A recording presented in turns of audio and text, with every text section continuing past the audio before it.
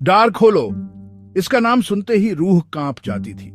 ये गांव बहुत पुराना था, जहां एक अजीब सन्नाटा छाया रहता था जो भूले हुए रहस्यों की बातें करता था।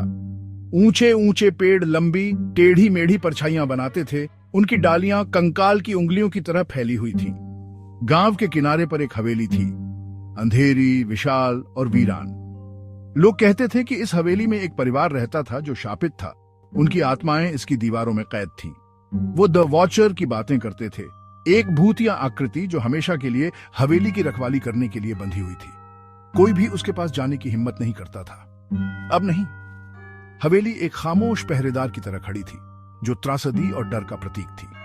इसकी खिड़कियां खाली आंखों की तरह गांव पर टिकी हुई थी, जो उस अंधेरे की याद दिलाती थी जो अंदर छिपा हुआ था। ये एक ऐसी जगह थी जहां से बचना चाहिए, एक ऐसी जगह जिससे डरना चाहिए।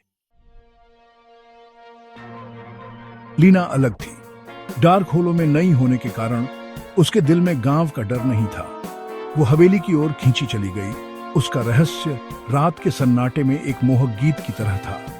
बूढ़ी श्रीमती हॉथोर्न, जिनके चेहरे पर चिंता की रेखाएं उभरी हुई थीं, ने उन्हें चेतावनी दी, उस जगह से दूर रहो बच्ची, ये शापित है, मैं सच कह रही हूँ। दी वॉचर घुसपैठियों को बर्दाश्त नहीं करेगा। लेकिन लीना नहीं मानी।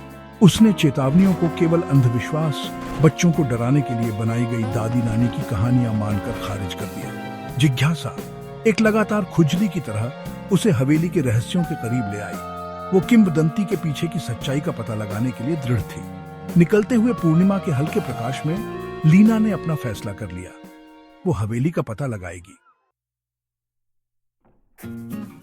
जैसे ही लीना अंदर कदम रखती है, टूटी हुई दीवारों से एक ठंडी हवा चलती है। फर्श पर धूल की मोटी परत जमी हुई थी। मकड़ी के जाले भयानक सजावट की तरह लटके हुए थे। हवा में सड़ांध और अनदेखी आंखों के भार के साथ भारीपन था। वो अंधेरे गलियारों में भटकती रही। हर चरमराता कदम सन्नाटे में गूंज रहा था। दीवारों पर परछाइयां नाच रही थीं, खिड़कियों से छन कर आती चांदनी में मुड़ी हुई और भयानक। अटारी के एक धूल भरे कमरे में उसे एक छोटी चमड़े की बनी हुई डायरी मिली। इसके पन्ने उम्र के कारण भुरभुरे, एक बच्चे की लिखावट में लिखे हुए थे। शब्दों में परछाइयों, फुसफुसाहट और किसी अंधेरी और खतरनाक चीज के बारे में बताया गया था जो कोनों से देख रही थी। डर, ठंडा और चिपचिपा लीना की छाती पर अपनी पकड़ मजबूत कर रहा था। उसके पीछे से अचानक ठंडक महसूस हुई। वो अकेली नहीं थी। हॉल में लगी दादाजी की घड़ी ने 12 बार आवाज की। हर आवाज सन्नाटे में मौत की घंटी की तरह गूंज रही थी। लीना ठिठक गई। उसका खून ठंडा हो गया। एक धीमी गड़गड़ाहट, कर्कश और गुस्से से भरी हुई, उसके पीछे गूंज उठी। वो घूम गई। उसका दिल उसकी छाती में ढोल की तरह धड़क रहा था। वहां दालान के अंत में परछाई में छिपी एक आकृति खड़ी थी। इसकी आंखें, 2 जलते हुए अंगारे, उसकी आत्मा में छेद कर रहे थे। The watcher. लीना एक पल के लिए भी नहीं रुकी। वो भागी। उसकी सांसें गले में अटक गईं। डायरी उसके हाथ में कसकर जकड़ी हुई थी। वो अंधेरे गलियारों से भागी। उसकी अपनी घबराई हुई सांसें उसके कानों में गूंज रही थी। हवेली से बाहर निकलकर ठंडी रात की हवा में लीना ने पीछे मुड़कर देखने की हिम्मत नहीं की। वो तब तक भागी जब तक उसके फेफड़े जलने नहीं लगे और उसके पैर दया की भीख नहीं मांगने लगे।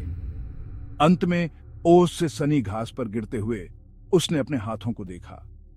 वो पारदर्शी, झिलमिलाते हुए शून्य में लुप्त हो रहे थे। वो अब खुद नहीं रही थी। वो नई वॉचर बन गई थी, हवेली से बंधी हुई, हमेशा के लिए इसके भयानक आलिंगन में फंस गई।